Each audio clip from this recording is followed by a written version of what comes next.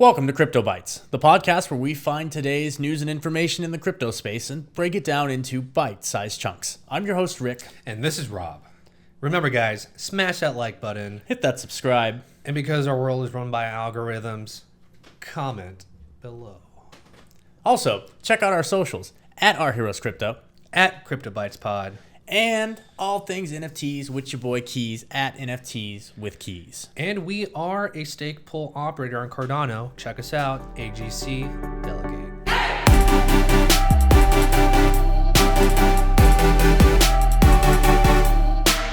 And remember, this is not financial advice. But here's some general advice.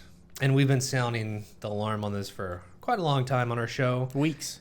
Get your coins off of the exchanges. Well, why would you say that, Rob?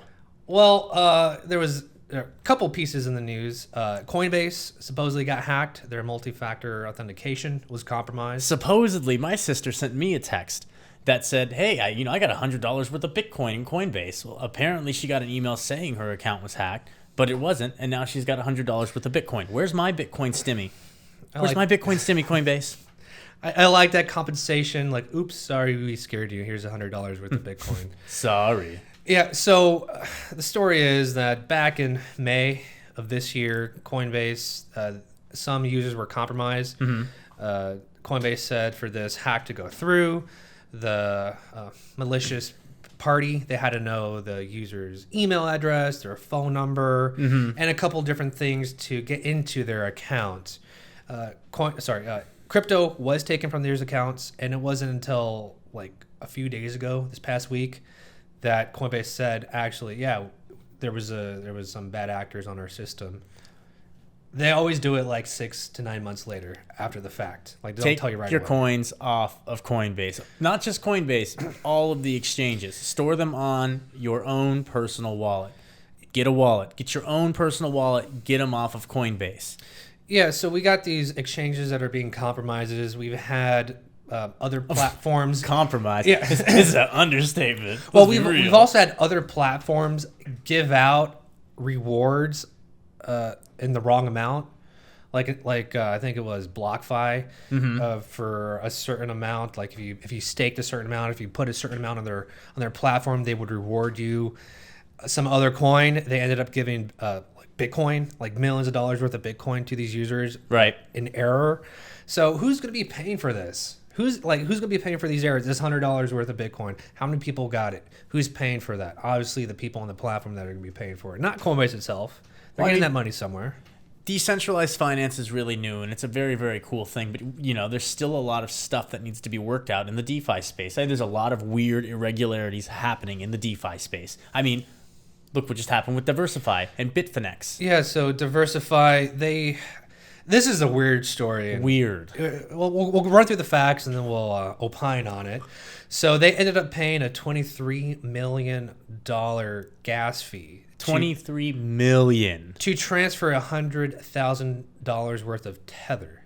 All right. So that came out to about 7,676 ETH, 7676. And that's just in gas fees to move 100K of stablecoin. Yeah, so the miner that minted the transaction, supposedly they're an anonymous miner. No one knows who these people are. Anonymous miner with a heart. They ended up giving most of that fee back. So in the end, if you take a look at both transactions, we'll flash them here on screen. If you do the math, yes, some of the ETH was burned, but close to around $900,000 was kept by this anonymous miner. Well, that's kind of interesting. I mean, first of all, when you look at the transaction itself, how in the world do you get a 7,676 ETH gas fee? Like, was that something that the user would have saw? Is this a mistake on the back end, and it's something on Diversify's end? Like, that's crazy to me. So there was a few news articles, and they said it was a fat finger error. So obviously user error on the back end. I mean, this kind of smells like money laundering to me. it does.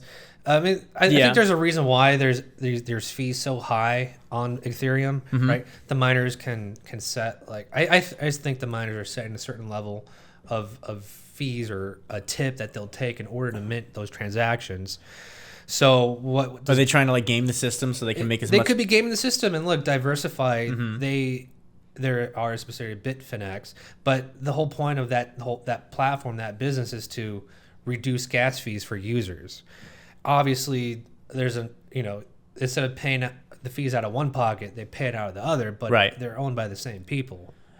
Honestly, if this was money laundering, this is a very slippery slope. I mean, there's nothing anybody's going to figure out about this, especially because of this anonymous miner here. Yeah, no one knows the group behind this, supposedly. And like, you're right, dude, you're absolutely right. When I think about it, like someone could easily, if you're going to do money laundering, set a gas fee for some exuberant cost of a really specific kind of number, like 7676. Yeah. And then as a miner, you can set your limits or set whatever requirements you want in order to get that transaction produced. So someone pays an exorbitantly high fee that no one else would pay for. So essentially, you're trading with yourself. You're paying yourself that fee. Wasn't there someone that did that previously? Yeah, well, they did in the stock market. So the SEC, they actually they found two people during the whole meme stock run up that basically they traded within themselves on options. So what they did is called a wash sale. So these people, they were trading these illiquid options. So they'll get into a strike that was so far out of the money that no one else was trading.